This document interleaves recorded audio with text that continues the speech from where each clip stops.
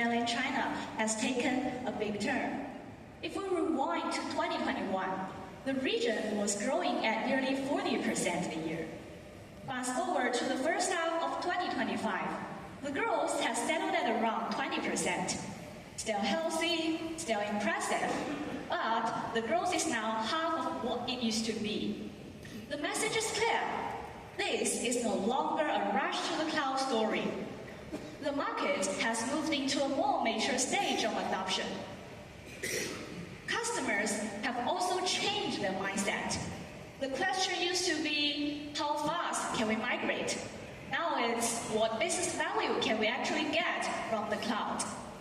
Customers want clarity whether the cloud is helping them improve margins, accelerate product development, or reach new market. Speed alone doesn't win the conversation anymore. At the same time, the AI is reshaping the entire picture. According to Omdia, the AI software market in Asia Pacific is expected to grow by 32% in 2025. And nearly 85% of enterprises are planning to increase their AI spending next year.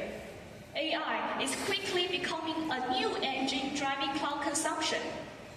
Today, whenever customers talk about their cloud strategy, the most of the conversation always starts with AI use case.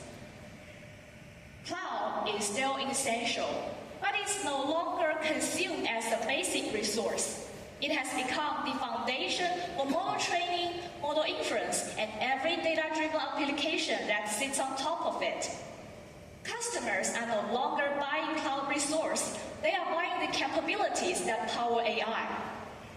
And this is where the real shift becomes visible.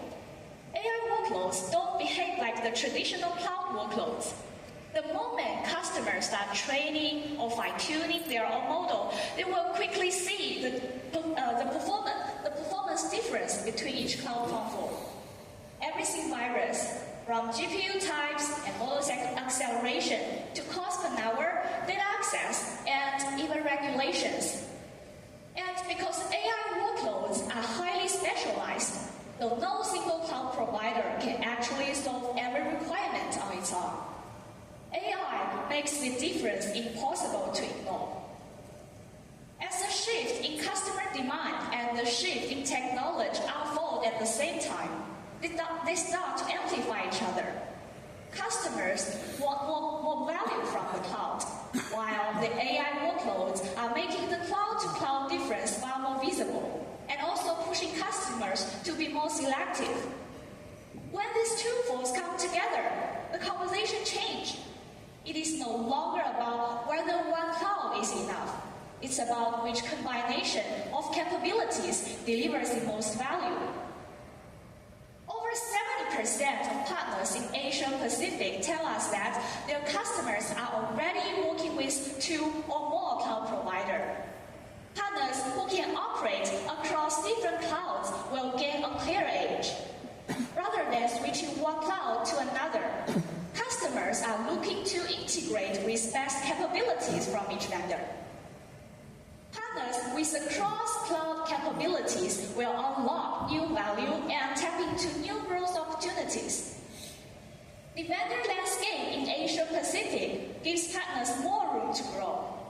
Broadly speaking, cloud vendors here fall into 3 groups: US hyperscaler, China-based hyperscaler, and local or regional cloud providers.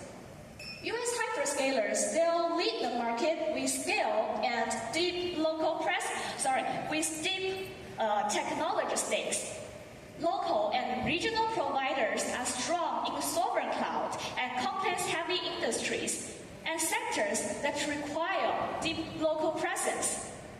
China-based hyperscalers sit in an interesting middle position.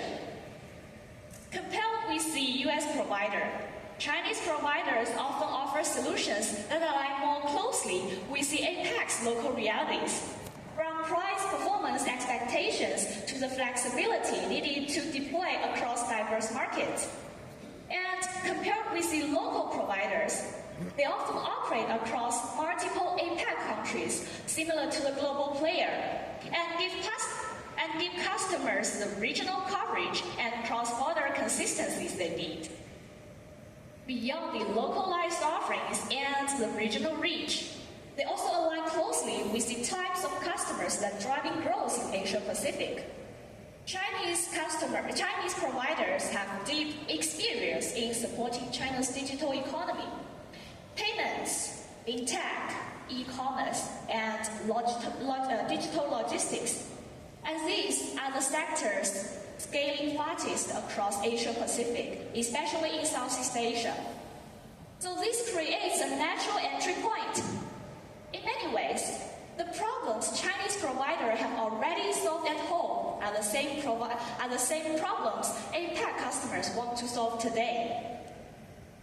Building on that alignment, their AI offerings also match how business in Asia Pacific typically adopt new technology. Chinese providers deliver the smaller parameters, scenario-focused AI models, and they often offer customers with multiple model size. So even SMBs can start with something small, affordable, and immediately useful instead of committing large upfront investment.